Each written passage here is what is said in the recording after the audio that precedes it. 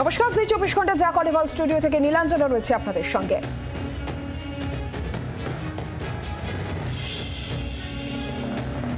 3:03 খবরে আমি আপনাদের দেখাবো মদ্যপানের প্রতিবাদ করায় আক্রান্ত হতে হলো এক শিক্ষককে। পুলিশের ভূমিকা নিয়ে প্রশ্ন উঠল। কোথায় এই ঘটনা ঘটেছে, কি ঘটেছে, বিস্তারিত জানাবো। আমি সৈকত আপনাদেরকে জানাবো যে একেবারে তৃণমূলের শ্রমিক নেতার দাদাগিরি, স্কুলে ঢুকে শাসানি। আর তৃণমূল উপপ্রধানের দাদাগিরির খবর দেব আমি ফরাক্কায়, যেখানে কর্তব্যরত ট্রাফিক পুলিশকে মারধরের অভিযোগ। যেমনটা আপনাদের জানাচ্ছিলাম, মদ্যপানের প্রতিবাদ করায় আক্রান্ত হতে হলো এক শিক্ষককে। বাড়িতে ফিরছিলেন নন্দননগরের নিরুপম পাল। বেলঘরিয়ার এই ঘটনা। ওই শিক্ষক তিনি একটি অনুষ্ঠান বাড়ি থেকে বাড়ি ফিরছিলেন এবং সে সময় তিনি দেখেন যে রাস্তায় যুবক যুবতী তারা মদ্যপান করছে। তিনি তারই প্রতিবাদ করেছিলেন আর প্রতিবাদের জন্য তার কপালে জুটল মারধর, বেধড়ক মারধর করা হলো। সিসিটিভিতে সেই ছবি, সেই মুহূর্তের ছবি, সেই মারধরের ছবিও ধরা পড়েছে। মারধর করার পাশাপাশি তাকে প্রাণনাশের হুমকি পর্যন্ত দেওয়া হয়েছে, এই অভিযোগও উঠছে। অভিযুক্তদের নামে এরপর বেলঘরিয়া থানায় অভিযোগ দায়ের হয়। মন্দিরা মুখোপাধ্যায় নামে এক মহিলাকে নিমতা থেকে গ্রেফতার করেছে পুলিশ। কিন্তু এখনো পর্যন্ত জানা যাচ্ছে যে শিক্ষক পিটিয়ে ধৃতের সংখ্যা মোট 4 জন। কিন্তু বাকি অভিযুক্তরা সিসিটিভিতে যাদের দেখতে পাওয়া যাচ্ছে তারা কোথায়, তাদের খোঁজে তল্লাশি শুরু করেছে পুলিশ। তবে পুলিশের ভূমিকা নিয়েও কিন্তু একটা প্রশ্ন থাকছে। একদম যে সিসিটিভি ফুটেজ আপনাদের দেখাচ্ছে, সেই সিসিটিভি ফুটেজ যেখানে ওই শিক্ষককে মারধর করা হলো কারণ তিনি মদ্যপানের প্রতিবাদ করেছিলেন। একটু বিস্তারিতভাবে জানি, সরাসরি বরুণ সেনগুপ্ত আমাদের প্রতিনিধি রয়েছেন এই মুহূর্তে আমাদের সঙ্গে। বরুণ, গোটা ঘটনা সিসিটিভি ফুটেজে আমরা দেখতে পাচ্ছি কিভাবে শিক্ষককে মারধর করা হচ্ছে, ঠিক কি ঘটেছে, পুলিশের ভূমিকা নিয়েও তো প্রশ্ন উঠছে। পুলিশই বা কি বলছে?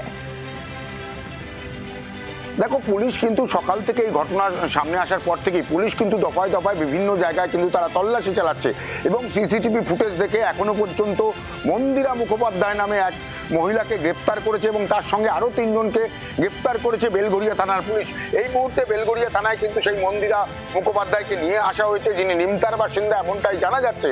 কিন্তু নিমতা থেকে তিনি একেবারে বেলঘরিয়া নন্দননগর, সেখানে তিনি কার সঙ্গে আসলেন বা কাদের সঙ্গে, এই যে যারা গ্রেপ্তার হয়েছে প্রত্যেকেই জানা যাচ্ছে নিমতা অঞ্চল থেকে গ্রেপ্তার করা হয়েছে, নিমতার বাসিন্দা। তাহলে নিমতা থেকে বেলঘরিয়া তারা কি করতে এসেছিলেন এবং ওই সকালবেলা ওই যে একটি জায়গা রাস্তার উপর, এই রাস্তার উপর দাঁড়িয়ে তিনি কিভাবে এই ধরনের মদ্যপান চলছিল, প্রশ্ন উঠছে পুলিশের ভূমিকা নিয়েও। কারণ এই আমরা জানি ভোরবেলার দিকে বিভিন্ন সময় পুলিশি টহল থাকে, কিন্তু এই নন্দননগর অঞ্চলে কোথায় ছিল টহল সেটা নিয়েও কিন্তু প্রশ্ন উঠতে শুরু করে দিয়েছে ইতিমধ্যেই আমরা দেখেছি পুলিশ বিভিন্ন সময় দফায় দফায় এই নন্দননগরে আসছে এবং বিভিন্ন মানুষকে জিজ্ঞাসাবাদ করছে। যেমন একদিকে সিসিটিভির ক্যামেরা খতিয়ে দেখছে, অপরদিকে যারা সেই সময় ছিল বা কোথায় এই কার বাড়িতে এরা এসেছিল বা কোথাও তারা এসেছিলেন কিনা, কজন ছিল, মোট 8 জনের নামে সমস্তটাই পুলিশ খতিয়ে দেখছে। বরুণ, তোমাকে ধন্যবাদ। এখনো পর্যন্ত 4 জনকে পাকড়াও করা হয়েছে, কিন্তু বাকিরা তারা কোথায়, তাদের খোঁজে তল্লাশি চলছে। আপনাদের শোনাই যে আক্রান্ত শিক্ষক তিনি কি বলছেন। আমি একটা কালী পুজোর নিমন্ত্রিত ছিলাম, তো সকালবেলা আমি ফিরছিলাম সেখান থেকে, দেখি যে প্রায় 7-8 জন ছেলে আর একজন মেয়ে মিলে রাস্তায় ড্রিঙ্কস করছে সকাল প্রায়। হ্যাঁ, তখন ওই 6টা বাজে হয়তো, মদ খাচ্ছে।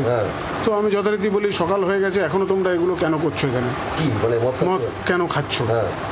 তো উঠে এসে আমাকে মারা শুরু করে দিল। সবাই মিলে প্রায় 8-10 জন মিলে।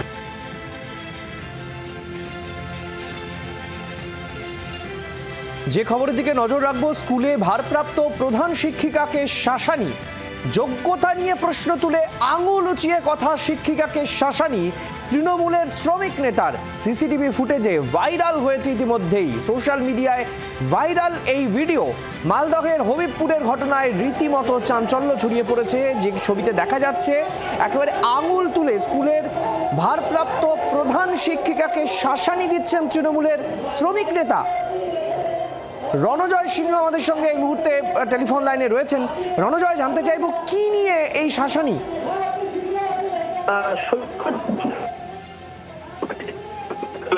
ছবি আমরা করিনি, তো এই ঘটনাতে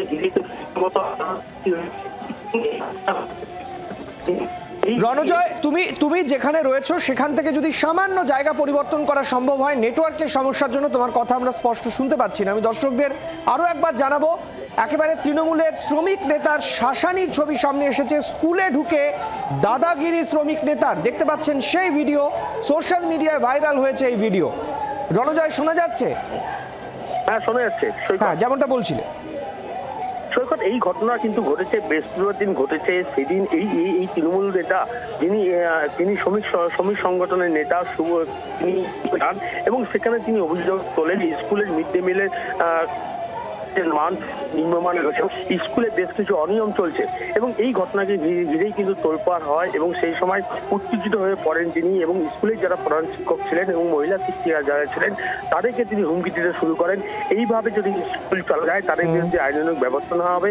স্কুলের যারা বেশ রণজয়, আমরা নজর রাখবো। আপাতত অনেক ধন্যবাদ। আমরা দুপক্ষেরই বক্তব্য শোনাবো। প্রথমে আপনাদের শোনাবো যিনি অভিযোগ করছেন, অর্থাৎ যিনি অভিযোগকারিনী অর্থাৎ শিক্ষিকা, ভারপ্রাপ্ত শিক্ষিকা, তিনি কি বলছেন।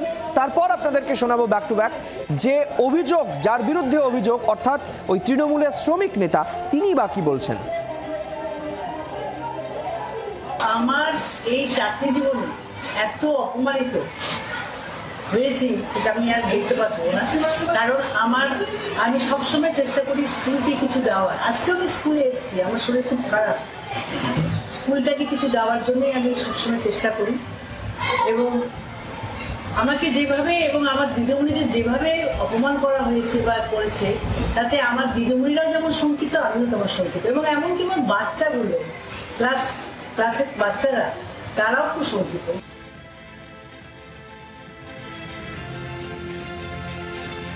সুপ্রিম কোর্টের অর্ডারের পরে 3 জন অনিয়মিত 27 জন টিচার তাহলে থাকছে। 27 জনের মধ্যে আপনি যদি 10 জনকে সিসিএল দিয়ে দেন তাহলে স্কুলটা চলবে কিভাবে? উনি বললেন যে সিসিএল এর অথরিটি কোনো ম্যানেজিং কমিটি না, উনি সর্ভেসের করে।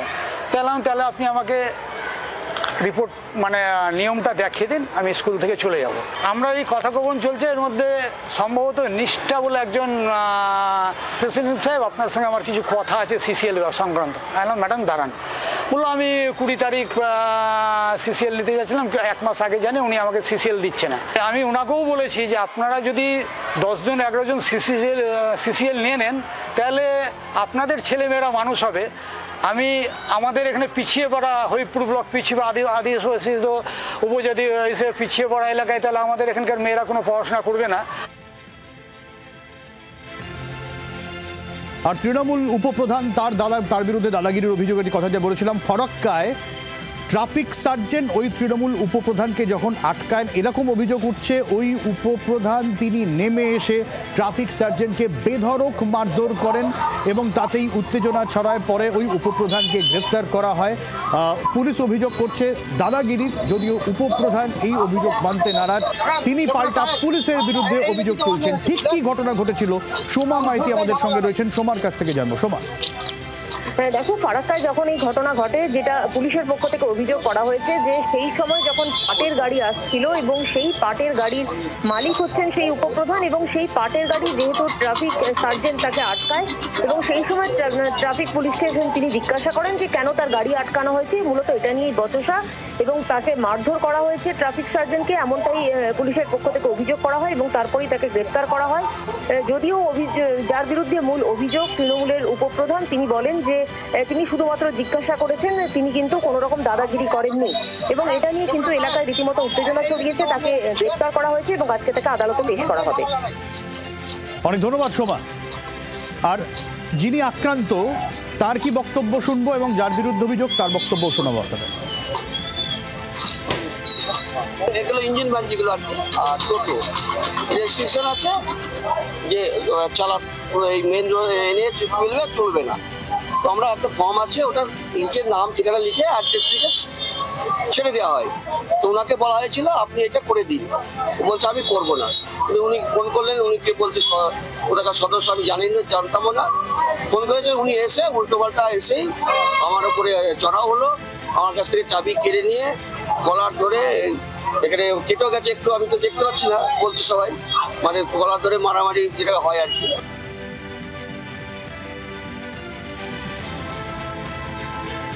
রোডে 3 চাক্কা অটো টোটো এগুলা চলতে দেওয়া যাবে না, এটা আইনের একটা কথা আছে। গাড়িগুলো এরা সবাই ধরছে, পুলিশ প্রশাসন ধরছে গাড়িগুলোকে, তাদের মধ্যে একটা লিখিত করে নিচ্ছে যে তোমরা রোডের মধ্যে 3 চাক্কা অটোগুলো বা টোটোগুলো চালাতে দিবে না, তাদের একটা লিখিত করে ছেড়ে দেওয়া হয়।